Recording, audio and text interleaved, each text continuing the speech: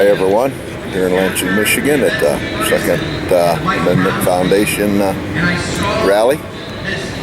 I estimate between maybe 800 to 1,000 people.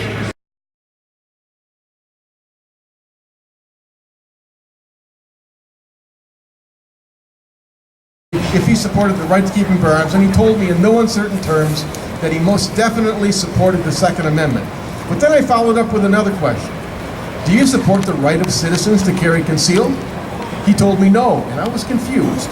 I said, how the heck can you support the Second Amendment if you don't support citizens carrying guns for personal protection? And that's when he shared with me his personal interpretation of the Second Amendment. In that, in his mind, the militia didn't include people. So, without the Second Amendment, there really is no Bill of Rights. There is no Constitution of the United States. And there is no defense for ourselves and our homes. The Second Amendment is protecting our right today to come out here and protest. And even protects people who say that we don't need it, they come out and protest anyways, protecting their right to come out and protest against anything we believe in. The founders established the Second Amendment to fight against three things, I believe: foreign invasion, domestic terrorism, and tyranny. The Second Amendment states, a well-regulated militia being necessary to the security of a free state, the right of the people to keep and bear arms shall not be infringed. Unfortunately, a large portion of my generation in the March for Our Lives movement today believe that gun-free zones will somehow keep them safe from shooters, and that these walkouts will somehow take guns out of the hands of criminals. They do not realize that if someone is willing to kill in cold blood, that they will find a way to get a weapon one way or another. Criminals do not care about regulations or restrictions that politicians will put up on guns to stop them from committing violent crimes. These gun-free zones and school walkouts are not the right message we are sending to stop gun violence. If an armed guard had been in any of these past school shootings, many lives would have been saved. Many people would still be around, walking around. Every school should have an armed resource officer. Unfortunately, whenever a school shooting is stopped by an armed resource officer, the media will not report on it. It won't report on it accurately. Such as in Maryland at Great Mills High School.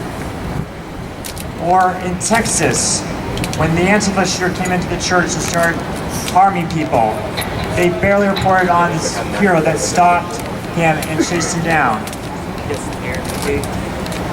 Many leaders in Congress will continue to say that if we can just impose restrictions on guns, we will be able to keep you safe, and that they can solve all of our problems, but we all know that's not true. And the founding fathers knew that too.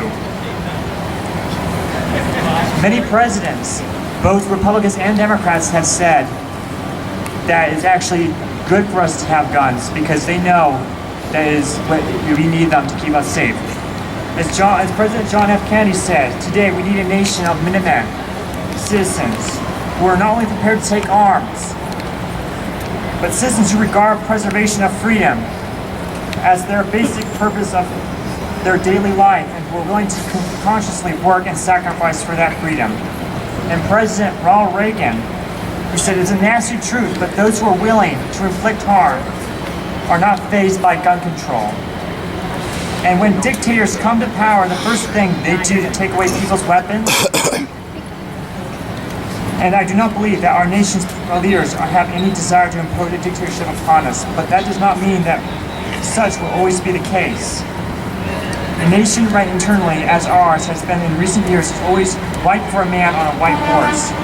If you turn to that, a man or to any man seeking unlawful power, it's knowledge that those who oppose him are not helpless. These two men, both Republican and a Democrat, knew the importance of the Second Amendment and what it means to continue to keep citizens of this nation armed to protect our country's freedom. So let today show that the Second Amendment lives on and will continue to live on for centuries. God bless all of you. God bless the nation. God bless the Second Amendment.